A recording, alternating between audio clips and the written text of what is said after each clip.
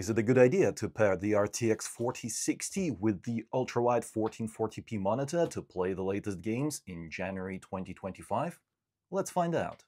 To test this, I paired the Asus RTX 4060 Dual with the Ryzen 7 9800X3D CPU as part of the Be Quiet PC build powered by MSI, and we'll be experiencing the games today using my favorite monitor in this segment. This is QD OLED by MSI, model number 3440x1440. If you're interested in any of the products featured in this video, you can find them on Amazon at the links in the description below. Let's start with Path of Exile 2. We are at native 3440x1440 using NVIDIA DLAA. All the graphic settings are set to the maximum available and dynamic culling is off. Dynamic resolution is also off. Even in this calm scene, we're getting 30 plus FPS, so that will not do. FPS will drop below 30 once we start, engaging enemies, casting spells, using skills. So we have to make some adjustments to make that FPS higher. The first setting I always reduce is shadow and GI quality because it is one of the most expensive settings to run, and you can see that right away.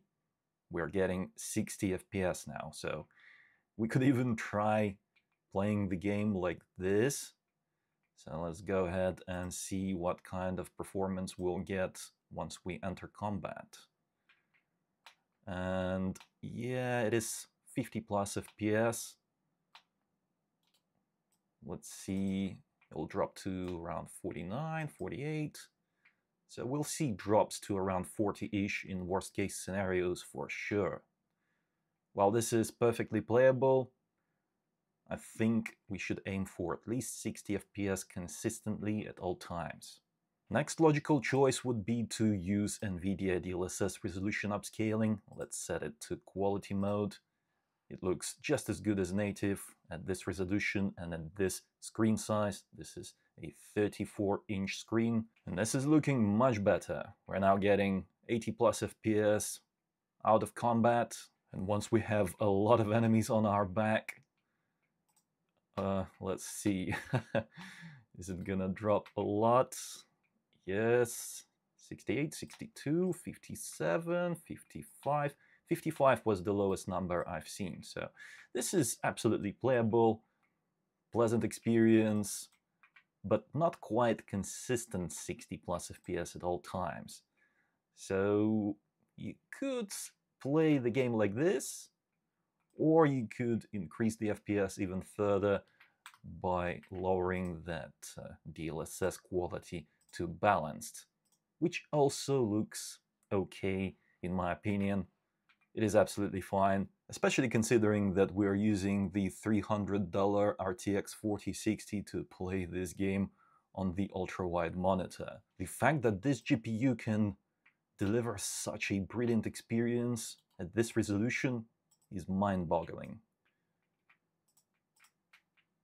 I was not expecting it to work as good as this, yeah. And I actually prefer playing this game on the ultra-wide monitor because you can see a lot more on the screen. For example, when I'm moving to the right or to the left, I can see the enemies way before I get to them. And that makes a huge difference compared to the regular 16:9 monitor that cuts out right there, so you're not seeing any of that. To improve performance even further, we could lower the GI and shadow quality to low. Let's see how that will affect the situation. We're now getting 100 FPS. Nice. Now let's see, once we start fighting, 75, 71, 73. There you go. That's your consistent 60 plus FPS. Beautiful, smooth gameplay. I like it. STALKER 2 is a much more difficult game to run for the GPU, so let's have a look how well it will do. We are at native 1440p, ultra-wide resolution, field of view is set to 100, epic graphics quality preset, no frame generation, no resolution upscaling for now. With these settings, the performance is not great. 20 plus FPS. Yeah, it's not even 30 plus, so pretty much unplayable in my opinion. We have to make adjustments. We just must make adjustments to bring that FPS to a higher value. Let's start with DLSS resolution upscaling. Let's see if we can get away with using quality mode. Not really. Epic graphics quality preset appears to be just a tad too much for the RTX 4060 to handle at this resolution, because we're still dropping below 30. Let's check DLSS balanced mode. It's better, 40 plus right now, but I think it is still not enough. It is still not enough. I'd like to see at least 60 FPS. We do have quite a bit of free VRAM, 1.5 gigabytes, so we can actually enable frame generation. Let's see how that looks. Frame generation on, DLSS balanced. Okay, 60 FPS. The image is now smooth. We're getting dips to 58. Alright. There is just that little bit of latency in the controls when I move the mouse around. I could get used to it if I wanted to play this game using the Epic Graphics Quality preset. This is playable, but personally I think that it is nice to have at least 50 FPS baseline before enabling frame generation, and 60 FPS base is ideal. For that to happen, we have to lower the graphics quality. Let's set it to high. Let's bring DLSS back to quality and turn off frame generation. Okay, this looks better. Now we're getting 40 plus FPS even with DLSS quality mode. I wonder, will it be enough to bring it to 50-ish if we enable DLSS balanced? I think that's what we should do, because while this is a playable experience, when I'm playing on the ultra-wide monitor, because there is more peripheral vision of the screen, I really want that 60 FPS for the gameplay to be smooth, because yeah, it just feels much choppier on the ultra-wide monitor compared to the regular 16:9 if we have something like 40 plus FPS. At least to my eyes, that is. Everyone's perception is different, and that is fine. Let's go ahead and lower the resolution upscaling quality to balanced. Okay, this is looking good. We're getting close to 50 FPS pretty much all of the time, and this is one of the most demanding levels in the game. So I'm pretty happy with that. It means that we can actually enable frame generation. And yeah, take a look at that.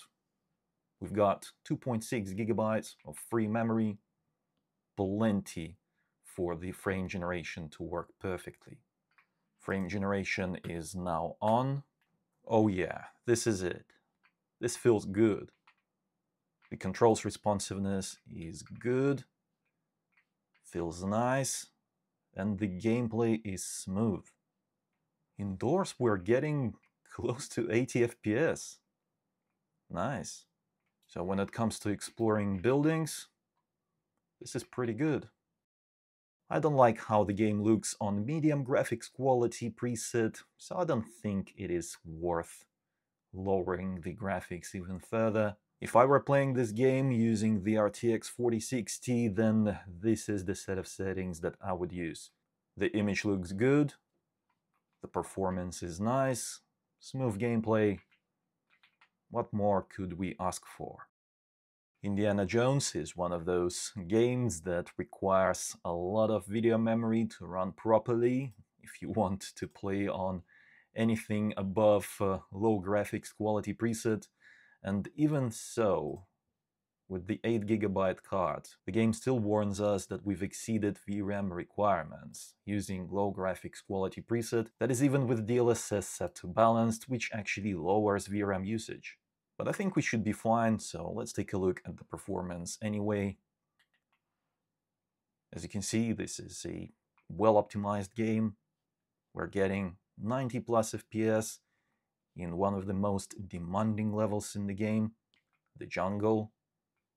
There's a lot going on, a lot of textures, and yeah, even though the performance is good, the experience is subpar. I like this game, it looks beautiful, and the 8GB RTX 4060 is not doing it justice, because yeah, some of these textures are popping in way too close to our field of view. Because we don't have enough video memory, we're seeing low quality textures way too close. And there's a lot of texture popping happening. That's not nice. I wish the 4060 had a 16GB version. Let me know. What do you think? How much would you pay extra to get a 16GB version of the 4060? I think $330 would be a reasonable price, but maybe even $350? I don't know. Maybe. What do you think? Let me know. Because having 16GB on the 4060 would actually solve a lot of problems, such as this one here. I'm pretty sure that we could play this game using ultra graphics quality preset if the card had 16GB of memory. Technically, the game is still playable, but is it enjoyable using the lowest graphics quality preset? I don't think so. Especially since I've seen how it looks on the maximum graphics quality. I don't think it is worth playing this game on low. I'd rather, spend a little bit more money and get a nicer graphics card to enjoy this game properly. But if that's not an option for you, then rest assured you can still enjoy this game using the RTX 4060. It works. Alright, in conclusion, the RTX 4060 actually managed to deliver what I consider to be a good experience in Path of Exile 2, decent experience in STALKER 2, and just good enough experience in Indiana Jones. Of course, that is thanks to DLSS resolution upscaling, but since DLSS looks that good, it doesn't bother me. I don't mind using the RTX 4060 paired with the ultrawide monitor. It's a good experience. What do you think about this setup? Let me know in the comments below. Also, if you enjoyed this video, then don't forget to reward my work with a like, it helps out a lot, and subscribe for more if you haven't already.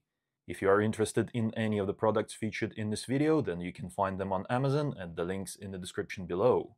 It was I, Vadim. Until next time.